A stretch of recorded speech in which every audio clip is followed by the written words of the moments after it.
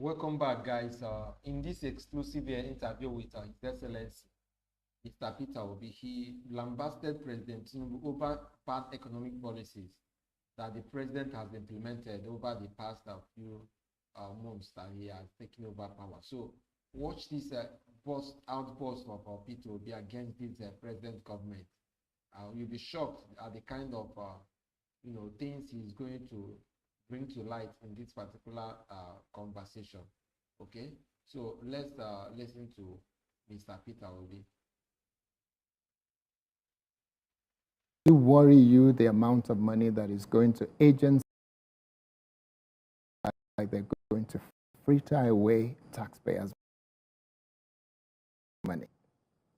I have several concerns, grave ones, about the budget. I've sent messages about it. If you follow me up into Twitter, you will see where I have complained when the senator, one of them, alleged that there was 3 trillion pardon.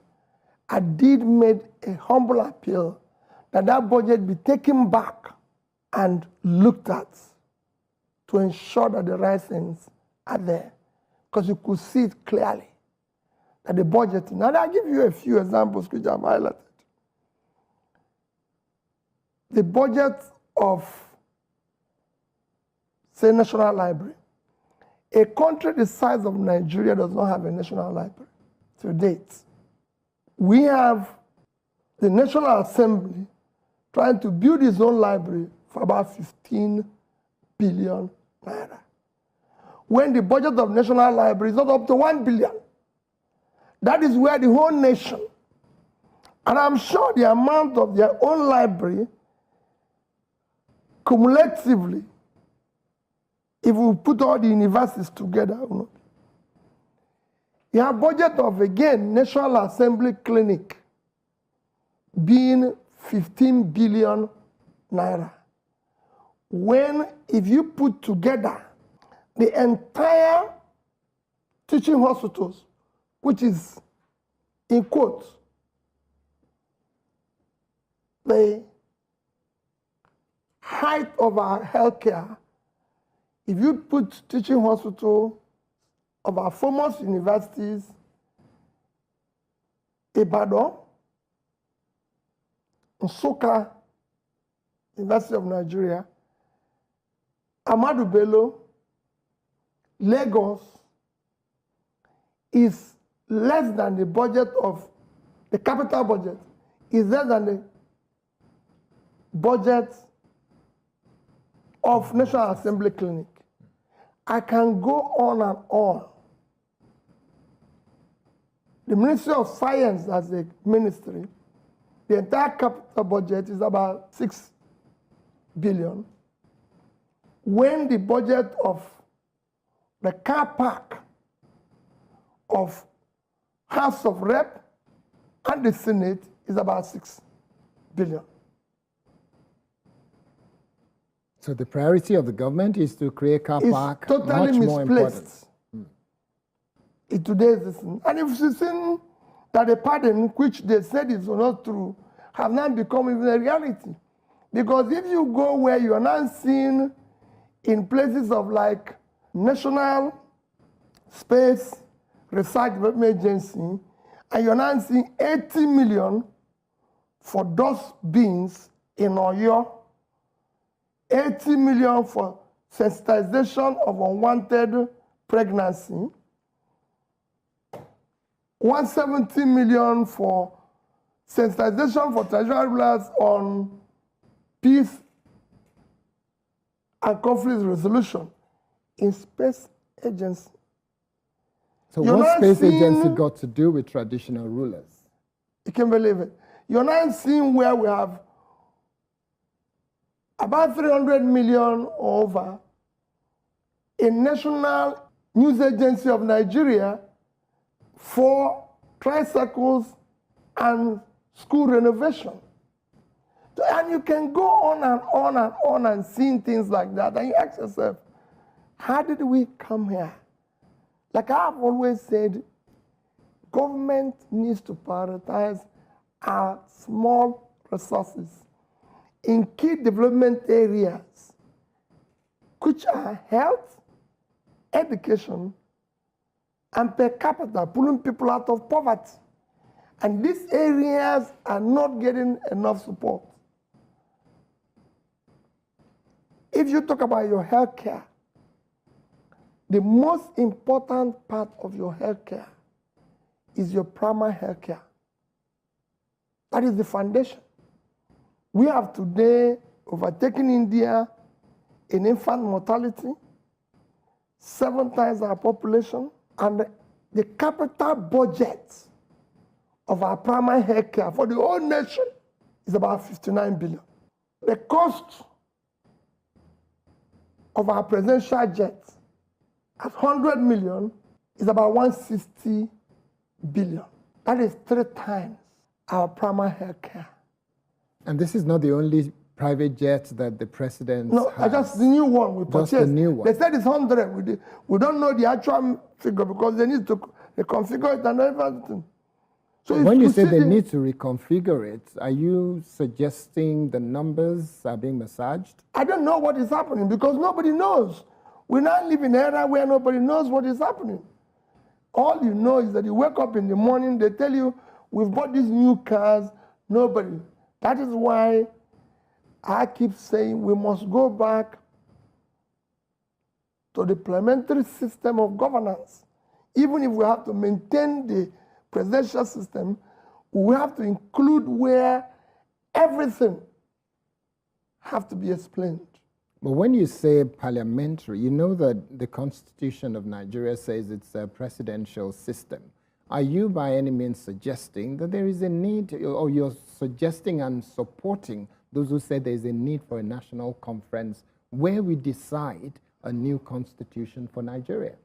The way we govern Nigeria, not just the new constitution, the way we move as a country.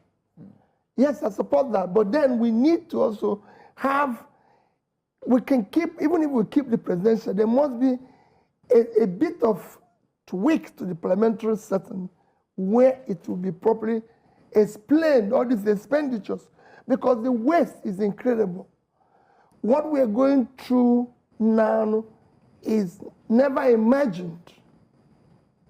So how do you constitutionally, and I know you have never said or claimed to be a lawyer, but when you look as a politician who's been in the political domain in Nigeria for many years, how do you think it's going to be possible for Nigeria to have a constitution that says this level of wastage is not acceptable and this number of ministers in Nigeria and assistants and special assistants and senior special assistants will no longer be constitutional? How do you think that can be factored in? I don't think it's a constitutional thing. Constitutional government, because constitutionally now, what we have is not what it should be. The Constitution says 1 minister per state. So 36 ministers. We have 40-something. So it's not a constitutional thing. Should that be adjusted to maybe about 20 or even 16? No, it's a leadership problem. It's a leadership problem. It's getting leaders that are conscious of the fact that our resources has to be prioritized in key development areas that makes a difference. It has nothing to do with it. Yes, we need to tweak the Constitution for what I said earlier. But today what you need is, you need competent leaders that have compassion and are dedicated to prioritizing the resources of the government to key development areas, which are health, education, pulling people out of it, securing the country, making sure things work. The cost of governance and the waste today is criminal and unaccepted. Nigeria has more federal ministers than the United States of America. How do you begin to comprehend and understand why we need so many? Would you suggest that if you were to become the president of Nigeria at some point in the future, you will definitely reduce the number of ministers to how many? How many ministers do you think Nigeria needs? For me, I will stay within the Constitution. But I can tell you the cost of even keeping them and the waste across all the government will be drastically reduced. So forget about what the Constitution says. If you were to have your way and you were to use logic and simple common sense, does common sense say that we need 36, despite the fact that the Constitution says it's 36? Do you think we need 36? I have to look at what they are going to contribute. I have to look at their productivity. What is this they're going to do? Just like I always said, it is just not the number of people. What are they doing? If they are required and they have something they're doing, yes. But that what they're doing will be measurable. People have to feel it and know why they're engaged. Okay, what I'm really trying to pin you down to tell me is, if you have your way and you have executive order that gives you permission to choose how many ministers you want to work with, would you like to have 6 or 10 or 20, or just say 36 is the number, I am happy to work with 36? Thank you very much. I won't tell you exactly what I'm going to use here, but I won't go beyond the Constitution. So what do you say to the current government that has gone beyond the Constitution by having more than 36 ministers? They should stick to the Constitution and do the right thing. Because that's the basis on which they're governing. That is what they swore an oath to keep. The oath is to respect and keep the Constitution. So you live within it. That is actually the essence of what you're doing. So would you call the action of the current government and the support that they've got from the National Assembly, would you describe it as illegal and unconstitutional? Yes, it is. Because you're not working with the Constitution. You have to work with the Constitution. That is your Bible. That's what you swore an oath to keep. You cannot swear an oath to obey this and do otherwise. It's the same thing that is happening. Whether you're talking about issues of mismanagement of resources, corruption, everything, you're going out of the oath you swore to uphold. Okay, so let's move on very quickly, because I know we have very little time to go through all the issues that affect the state of the nation. Now, the budget in Nigeria in the last 8 years has consistently been very low on investment in the area of agriculture. You spent a few days recently in Rwanda, and a paltry sum of 1.5% to less than 2% of our budget is going to agriculture. That provides about 20% of the GDP consistently over the last 10 years.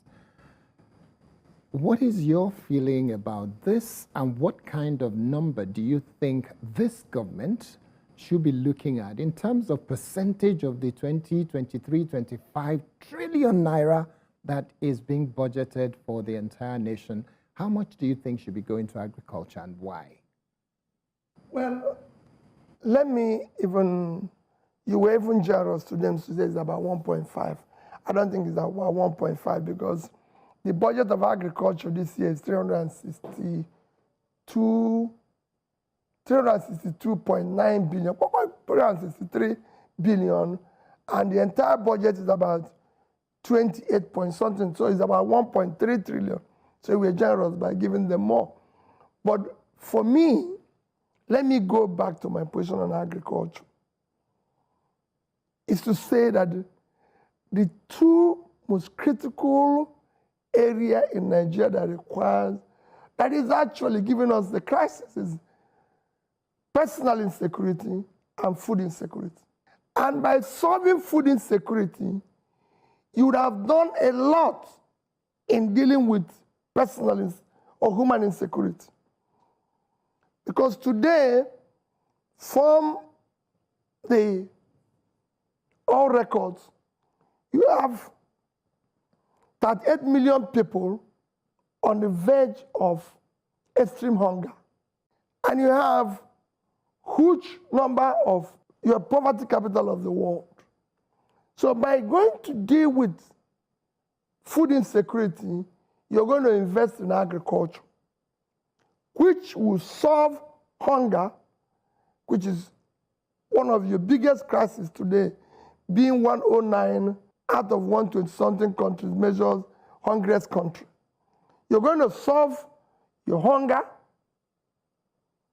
You're going to create huge job because you're seeing it as the biggest in terms of GDP contribution. It's actually the same thing in employment. So you're going to solve issue of unemployment because it's going to employ more people. It's going to help you, your industries, because they have raw materials to process. The entire value chain is agriculture, processing,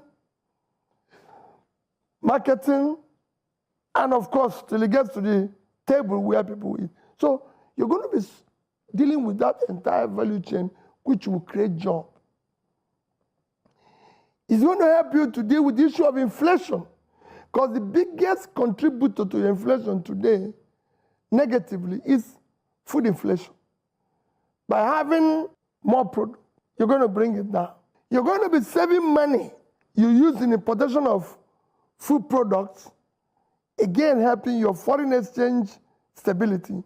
And if you export, it's going to help you to bring. So everything about agriculture is a win-win that you need to invest aggressively on it. Because by pulling people out of poverty and everything, you reduce the criminality and all that. For me, areas of agriculture, which deals with the third issue of development, pulling people out of poverty, health and education will receive no less than 10% each of the budget.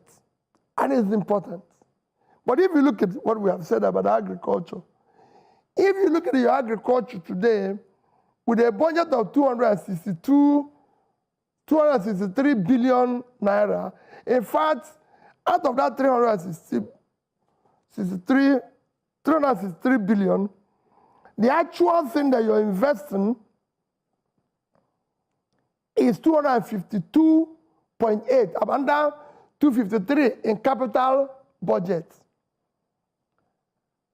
By the time you add 160 for new jet, 21 billion for new VP house, 15 billion for Library of National Assembly, 15 billion for their clinic, and all other furnishings, you find out you have actually 250-something billion for the entire country to solve issue of hunger. In fact, the overhead for the entire agricultural ministry is less than 10 billion, which is about the money you have spent, about 50% of the money you spent just in housing the vice president. All right, we're going to take a short break, and when we come back, we'll continue the conversation. And when we come back, the first question I want to ask you is, you look at the National Assembly today, and you wonder, there is no difference between any of the political parties. What are your thoughts about it? But let's hang on for just a minute. We'll take a short break. When we come back, we'll have that conversation. Stay with us.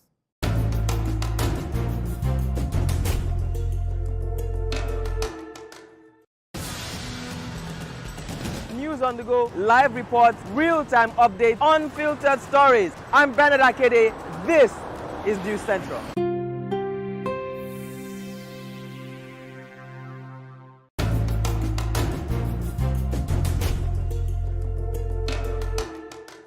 Okay, we still have with us Mr. Peter Obi, the presidential candidate of the Labour Party in the 2023 election, and he was the governor of Anambra State. Mr. Peter Obi, it's great to still have you here.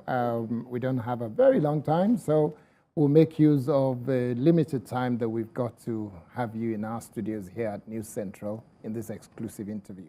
So tell me, Nigerians are saying, that all politicians are the same.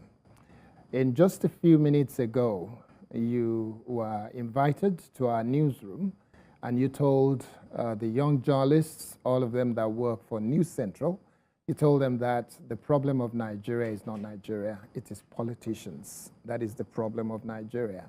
So nobody should be praying for Nigeria, they should be praying for our politicians. Now that brings me to this question that a lot of Nigerians are asking about our politicians. The President of the Federal Republic of Nigeria decided that he wanted to make the National Assembly members happy by providing them brand new vehicles that cost a whopping sum. That is the dream of so many Nigerians, but they just could never touch. There is not one member of the National Assembly that rejected this vehicle, not even members of Labour Party in the National Assembly. What does that tell you about the quality and caliber of human beings that are called Nigerians that are in the National Assembly? If you recall when I mentioned to the young ones, very energetic, hardworking young ones in this facility, I said that we are the problem. I didn't exclude myself. I said we, the politicians, are the problem. I didn't exclude myself. And I was discussing with somebody yesterday, and I said to him, I read philosophy. And in philosophy, there's a topic called syllogism. And it says that when you have over 75%, you can't generalize without committing fallacy of generalization. In Nigeria, 95% of the politicians are the same. So the 5% remaining is very negligible. What we are saying is, how do we get one that will say, okay, I've had somebody confront me and said, okay, Peter, you wasted energy and time and you saved money. And when you were leaving government, you left huge amount of money. So tell me, which price did you get from doing that? Every other person took money and they are enjoying themselves today. You said you don't want to take the pension given to you as governor. So what difference does it make? You would have had a house in Abuja, a house in Oka, government is maintaining you. So it is a general thing that we've all agreed. That's why I always say, this is a criminal entity, organ, hijacked by criminals. The only way it can work is to dismantle it. But I know that if you have a leadership that can govern with determination, it can dismantle it. I have been a state governor, and I know what you mentioned with National Assembly is not the buying of the vehicle, but the impact on the society is far worse. Tell me how you can have the National Secretary of National University Commission recently said that Nigerian universities are in urgent need of PhD holders. I ask myself, who wants to be a PhD holder? If you become a PhD holder, you are employed as a graduate assistant level 2 or so in university. Your salary is 150,000 naira. Let me be generous and give you 200,000.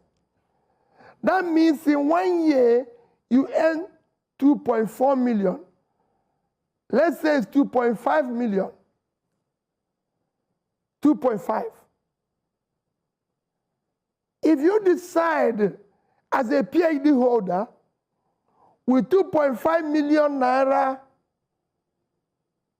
annual salary to buy the car they've given to somebody whose only qualification is secondary school, it will take you 64 years. So what do we... Why would anybody want to be a PhD holder?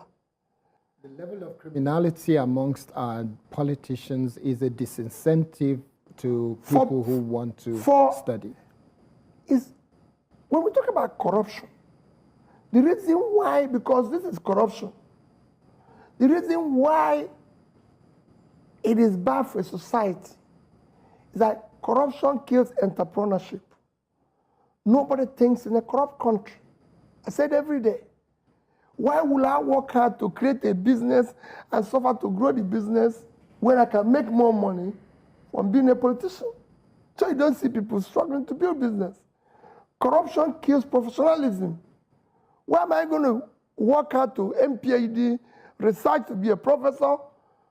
Because what I told you now, for a professor, is double the salary, 400,000 if he's paid.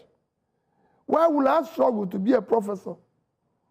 In fact, if you're a professor, your salary, like I said, is 400,000 monthly, 4.8, so call it 5 million annually. For 4 years, without spending your money, you earn 20 million as a professor. 1 month's salary of National Assembly member is 21 million. Why do you want to be a professor? So corruption kills entrepreneur, kills professionalism. So would you advise the president to do what he has done to the Supreme Court by increasing by 300% all university professors? For me as president, we're going to dismantle this criminality. Everybody have to come at the same level, and we discuss the future of the country. And I say it's not without this is something that is verifiable. I was governor of a state. I was impeached within 6 months. You know that, of being a governor. And what was the problem? My own office as governor, there was a budget to renovate my office because it was burnt. The budget to renovate it was 298 million.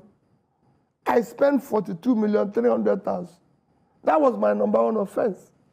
Number two offense was that in my lodge, where I lived as governor, the entire budget, it was also burnt because they had a crisis before I came in.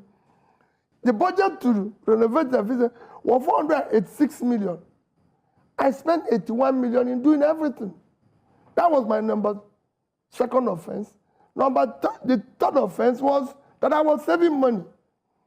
Everybody knew. You can go to Suka and verify. When I became governor, no permanent secretary in Anambra State had a car.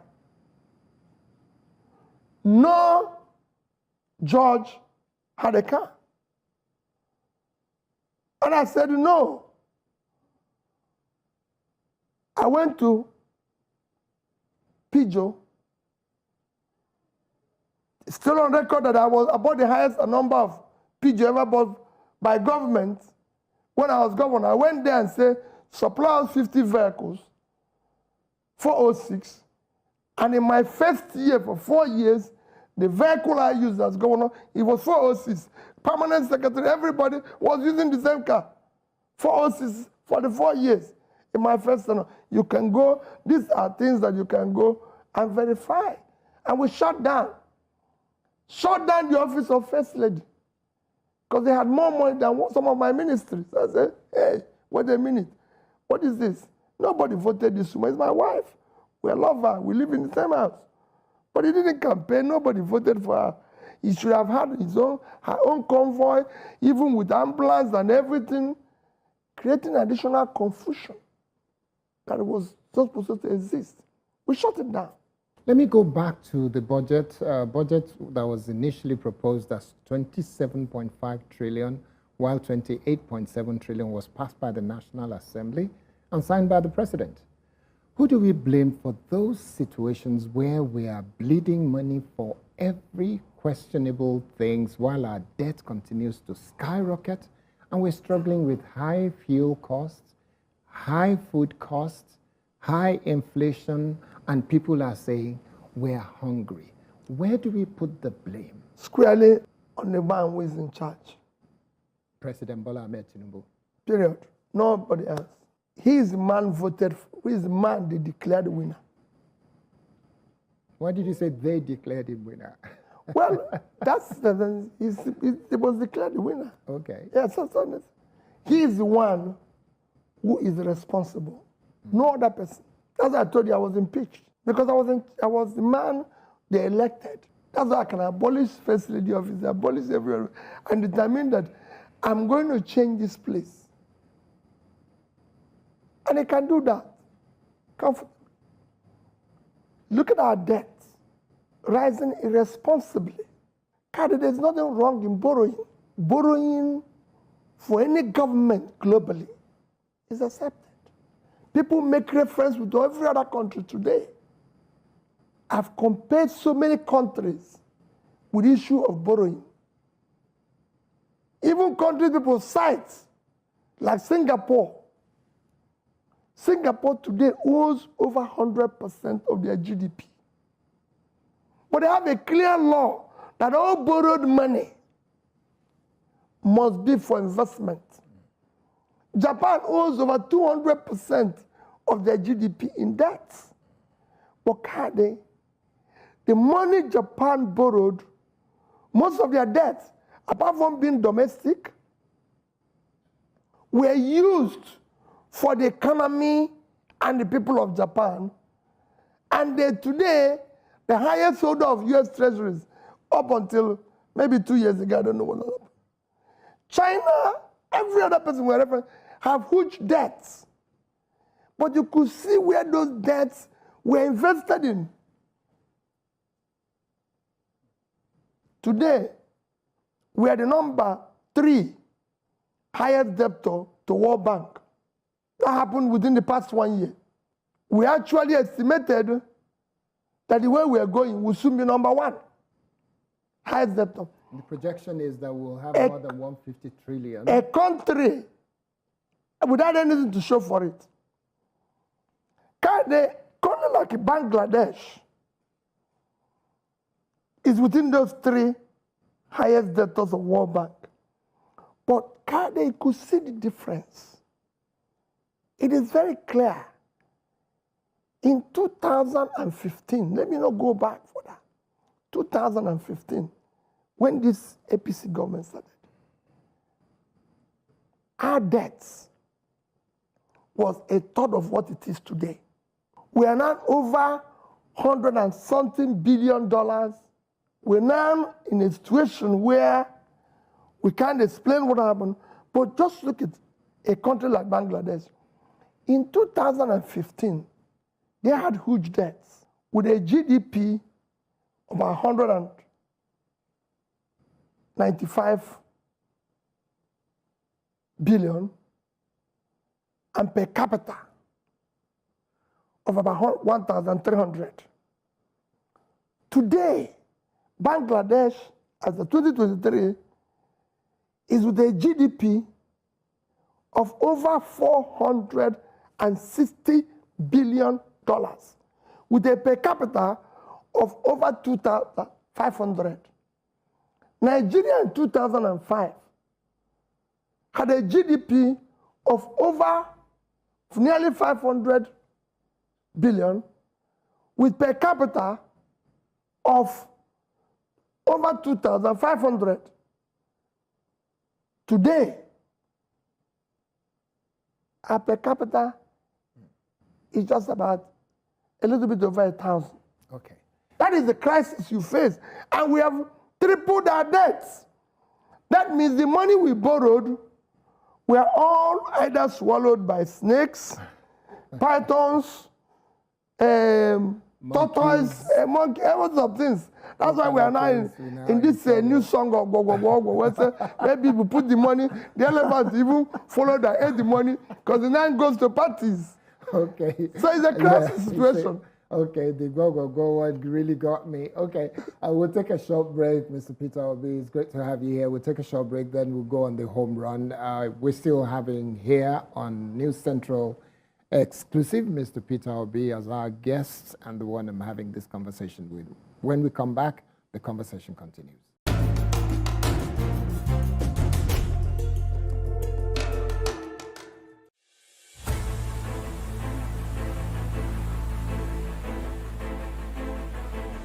The new Central Town Hall series brings you face to face with the people at the center of critical conversations. When the shooting started, where they killed the military, we lost 86 persons here in Okama community. It's not even up to 5 minutes. Our building collapsed before the building that cast fire. The building where daddy give to me, everything don't collapse. Women and children are suffering, nowhere to sleep, because notice was not given before the house was demolished. It's a 700 kilometer stretch of road. It's going to take at least 8 years. It doesn't need to start here, this minute, this moment. We go straight to the heart of issues to engage communities, leaders, experts, government representatives, and other stakeholders for veritable solutions. We have more than 100 million Nigerians living below the poverty line. We are suffering, we are hungry, no money to buy anything. Please, I plead the government for assistance to help us. The battle that we are at right now is a battle that is between the rich and the poor. You know for a fact that there will be people whose voices will be the loudest, but yet those are the voices that you should listen to, for one reason or the other. News Central Town Hall. We are here to listen, to learn, and to take action together.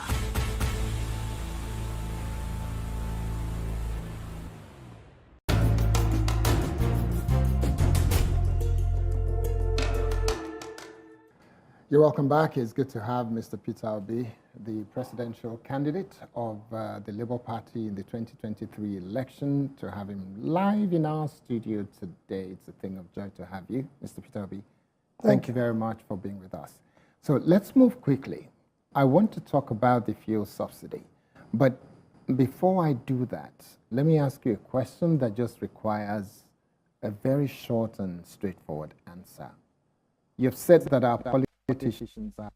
So guys, you have heard it from Mr. Peter Obi. This is someone who is passionate to see Nigeria work, and it's so appalling that if Nigeria is a country that is desirous of its growth, people who know their onions like Peter Obi are the ones that should be at the helm of affairs. I mean, he's someone who understands the dynamics of economic growth, especially for a developing country and the economy such as ours in Nigeria.